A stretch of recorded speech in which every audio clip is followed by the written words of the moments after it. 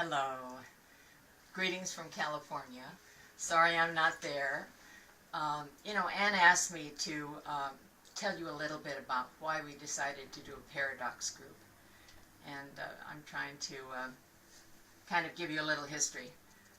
First off, when I came back from India last year, I was just on fire with the potential we all possess and how few of us ever really take it on.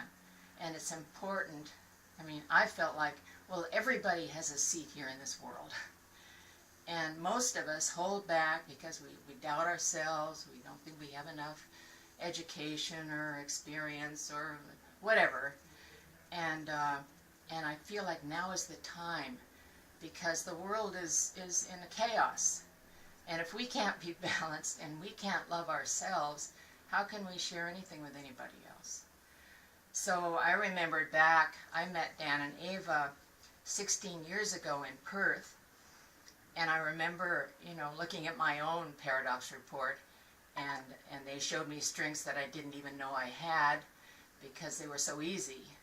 But where I really learned was from the imbalances, because I could see how I had sabotaged my life and how I wasn't even aware of why or how it had happened.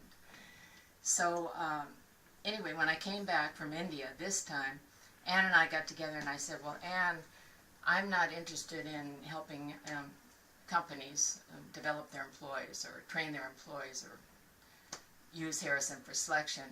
But what I really am on fire about is helping people become more balanced and take a seat.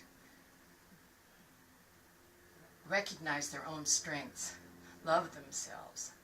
Because from that point I felt like they could love everybody. They could open their mind big, so we don't have all these polarities and pulls and imbalances that is the kind of the suffering of the world, I think, now.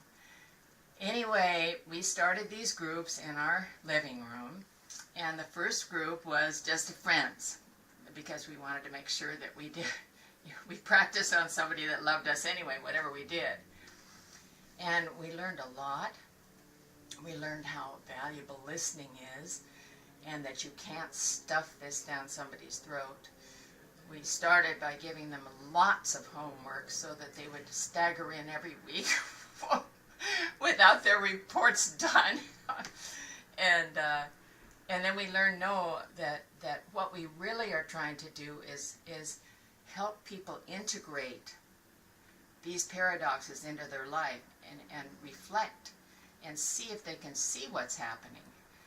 And I think now with the second group, which, and luckily we've had a lot of psychologists in these groups, 3 PhDs so far, so we're getting a lot of feedback that's not just, lightweight, that we're much more organized with the material.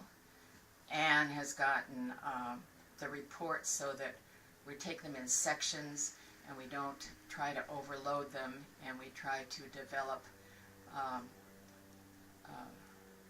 a rapport so that they're not intimidated by it. Anyway, we've had very, very good feedback, and I think it's honest feedback. And now what I realized after one of these groups, there was a PhD, a woman there, and she said, you know what? She was kind of a cafe person, so she was pretty strong. And she said, you know what? I think that I really love myself better now, even though I know I have all these things to look at and consider. She also didn't like feedback, low on self-improvement. But anyway, what I feel now is that these paradoxes are not who we are. Who we are is very, very deep, answering a question that is ancient, age-old, who am I?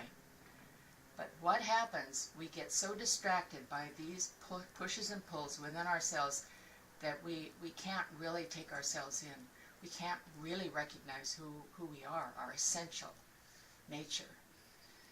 So to sum it all up, I feel like all these people that have been coming are like snowflakes.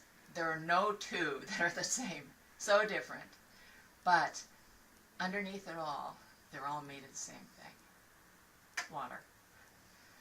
So I hope this answers a little bit of Anne's question. Sorry I'm not there.